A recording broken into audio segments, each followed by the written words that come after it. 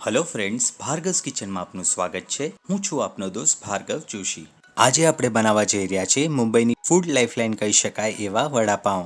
મુંબઈની ગલીઓમાં જે સ્વાદના વડાપાઉં મળે છે અને એના સાથે ખવાતી લસણની સૂકી ચટણી, આ બંનેની સિક્રેટ રેસિપી આજે હું તમારા સાથે શેર કરીશ। ચોમાસું બેસી ગયું છે અને ગરમા ગરમ વડાપાઉં મળી જાય તો એનાથી વિશેષ બીજું કંઈ જ નથી, અને એમાં પણ મુંબઈના વડાપાઉં માઇન્ડ બ્લોઈંગ। તો મુંબઈના ફેમસ વડાપાઉં કઈ રીતે બને છે એ જોવા રેસિપીને એન્ડ સુધી જરૂરથી જોજો, અને જો તમને મારી રેસિપી પસંદ આવે તો પ્લીઝ એક લાઇક ચોક્કસથી કરજો। તો ચાલો રેસિપીની શરૂઆત કરીએ। જો તમે મારી ચેનલ પર નવા હો તો ચેનલને સબસ્ક્રાઇબ કરી દો અને બેલ આઇકન પર ક્લિક કરી દો, જેથી આવનારી મારી દરેક રેસિપીની નોટિફિકેશન તમને મળતી રહે।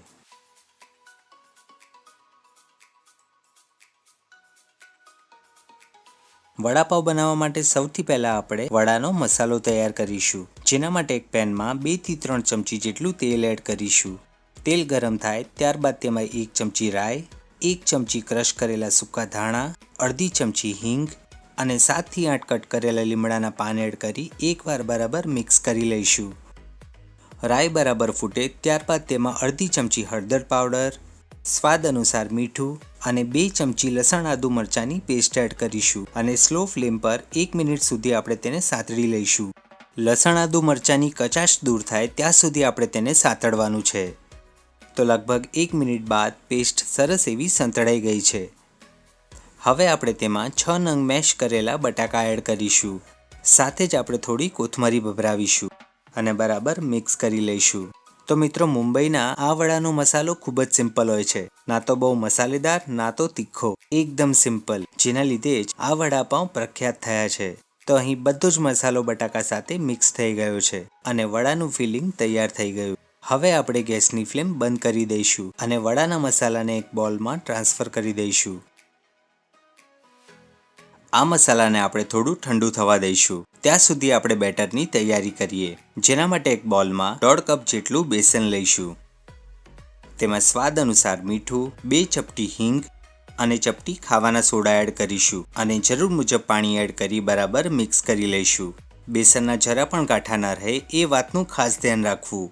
તો અહીં એકદમ સ્મૂથ બેટર બનીને તૈયાર થઈ ગયું, અને આની આ જ રીતની ફ્લોઈંગ કન્સિસ્ટન્સી રાખવાની છે, બહુ ઘટ્ટ પણ નહીં અને બહુ પાતળું પણ નહીં। હવે બેટરને આ રીતે આપણે 2 મિનિટ સુધી ફેંટી લઈશું। આ રીતે ફેંટવાથી બેટરમાં હવાના કણ ભરાશે અને બેટર એકદમ લાઇટ થશે। આ પ્રોસેસથી વડાના ઉપરનું લેયર એકદમ ક્રિસ્પી થશે અને જરા પણ ઓઇલી નહીં બને। તો જોઈ લો, પહેલાં કરતાં બેટર એકદમ લાઇટ થઈ ગયું છે અને તમે જોઈ શકો છો કે બેટરનો કલર પણ ચેન્જ થઈ ગયો છે। તો તમે પણ ઘરે બટાકાવડા બનાવતા હો તો આ પ્રોસેસ જરૂરથી કરજો। તો મિત્રો, અહીં એક વાત તમારા સાથે શેર કરીશ કે ઘરે આપણે બહાર જેવું ખાવાનું બનાવવાનો કેટલો પણ પ્રયત્ન કરીએ, પણ બહાર જેવું નથી જ બનતું, કેમ કે આપણે તેને બનાવવાની પ્રોસેસ અને ટ્રીક ફોલો નથી કરતા। હું ઘણીવાર મારી રેસિપીમાં તમને પ્રોસેસ અને ટ્રીક શેર કરતો હોઉં છું, બસ એને ફોલો કરો અને પછી રિઝલ્ટ જુઓ। હવે આપણે આને ઓછામાં ઓછી 15 મિનિટ સુધી રેસ્ટ આપીશું। હવે આપણે વડાના મસાલા તરફ આવી જઈએ। તો મસાલો ઠંડો થઈ ગયો છે। હવે ચમચીની મદદથી આપણે થોડો મસાલો હાથમાં લઈશું અને તેને રાઉન્ડ શેપ આપી દઈશું। મીડિયમ સાઇઝના વડા થાય એ રીતે આપણે તૈયાર કરવાના છે। જોઈ લો, બસ આ જ સાઇઝના આપણે બધા જ વડા તૈયાર કરવાના છે।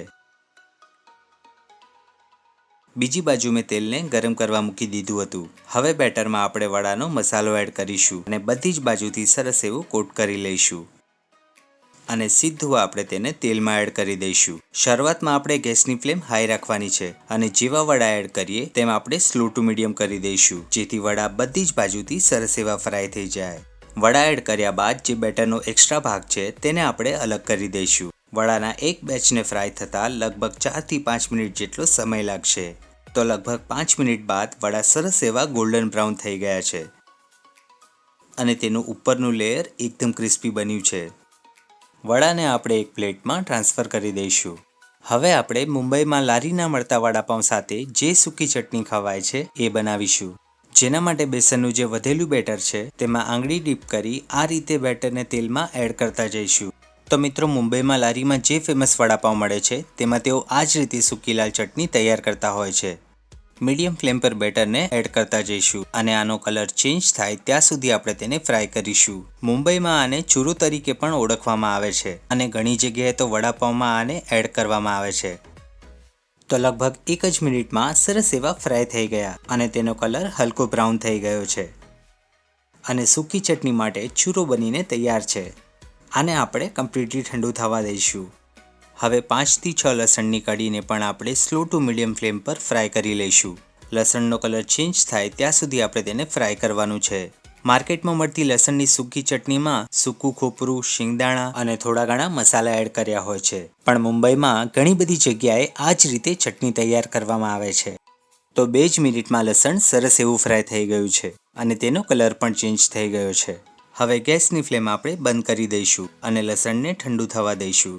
હવે મિક્સર જારમાં ફ્રાય કરેલો ચૂરો, ફ્રાય કરેલું લસણને આપણે અહીં છાલ સાથે જ પીસવાનું છે. 1 ચમચી કાશ્મીરી લાલ મરચું અને સ્વાદ અનુસાર મીઠું એડ કરીશું અને બધી જ વસ્તુને પલ્સ મોડ પર પીસી લઈશું. તો મિત્રો અહીં એક વાતનું ખાસ ધ્યાન રાખવું કે બધી જ વસ્તુ ઠંડી થાય પછી જ પીસવું અને એ પણ પલ્સ મોડ પર. જો વધારે જ પડતું મિક્સર ચલાવ્યું તો ચટણીની પેસ્ટ બની જશે. તો અહીં બિલકુલ સ્ટ્રીટ સ્ટાઇલ સૂકી ચટણી બનીને તૈયાર થઈ ગઈ. આ સ્પેશિયલ ચટણીના લીધે વડાપાઉં ખાવાની મજા ડબલ થઈ જશે. ચાલો તો ફટાફટ આપણે વડાપાઉંને સર્વ કરી દઈએ. તો અહીં મેં એકદમ ફ્રેશ પાઉં લીધું છે. તેના પર આપણે લીલી ચટણી લગાવીશું. આ ચટણી મેં કોથમરી, ફુદીનો, લીલા મરચાં, આદુ અને સ્વાદ અનુસાર મીઠું નાખીને તૈયાર કરેલી છે. ઉપર આપણે વડું મૂકી દઈશું અને તૈયાર કરેલી સૂકી ચટણી ભભરાવીશું અને સાથે તળેલું લીલું મરચું મૂકી દઈશું. તો મિત્રો એકદમ મુંબઈ સ્ટ્રીટ સ્ટાઇલ વડાપાઉં બનીને તૈયાર છે. મારી આ રીતથી એકવાર જરૂરથી ટ્રાય કરજો. ઘરમાં સૌ કોઈને પસંદ આવશે. અને હવે તો ચોમાસાની પણ શરૂઆત થઈ ગઈ છે, તો પરફેક્ટ સિઝન છે. સાથે જ મને તમારો અનુભવ કમેન્ટ બોક્સમાં ચોક્કસથી જણાવજો. આશા રાખું છું કે આજની રેસીપી તમને અવશ્ય પસંદ આવી હશે અને જો પસંદ આવી હોય તો આ વિડીયોને લાઇક અને તમારા ફ્રેન્ડ્સ અને ફેમિલી સાથે શેર ચોક્કસથી કરજો. અને આવી જ અવનવી અને સ્વાદિષ્ટ રેસીપી જોવા માટે પ્લીઝ ચેનલને સબસ્ક્રાઈબ ફટાફટ કરી દો. મળીશું પાછા આવી અવનવી રેસીપી સાથે. ત્યાં સુધી ખાઓ અને ખુશ રહો. જય માતાજી.